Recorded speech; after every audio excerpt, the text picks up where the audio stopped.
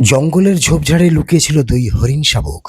এরপর যা ঘটলো আপনাকে অবাক করবে। প্রতিদিনের মতো এক প্রাণীপ্রেমিক মানুষ প্রাণের খোঁজে বেরিয়েছিল। ঘন ঝোপের আড়ালে খুঁজে পেলেন দুই হরিণ শাবক। দুই ফিডার বের করতেই তারা তা পান করতে শুরু করে। এবার তারা আরও সাহস নিয়ে বেরিয়ে আসে।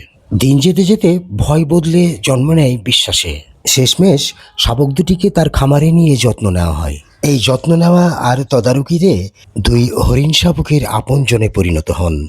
বন্ধুরা, সেদিন এমন হলে কি হতো? সেদিন ভাগ্য যদি এই দয়ালু মানুষটির বদলে কোনো হিংস্র শিকারীর সাক্ষাৎ হতো, তবে দুই হরিণ শাবকের গল্প এত সুন্দরভাবে লেখা হতো না।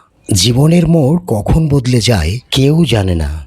সেদিন তারা শিকার নয়, পেয়েছিল একজন অভিভাবক, আর সেখানেই বদলে গিয়েছিল তাদের ভবিষ্যৎ। সৃষ্টিকর্তার পরিকল্পনা বড়ই সুন্দর। একটি মুহূর্তেই বদলে যেতে পারে পুরো জীবন। প্রিয় বন্ধুরা, এই ভিডিওটি তোমাদের কেমন লেগেছে কমেন্টে জানাবে। ভালো লাগলে লাইক দিয়ে সাথেই থাকবে। আল্লাহ হাফেজ।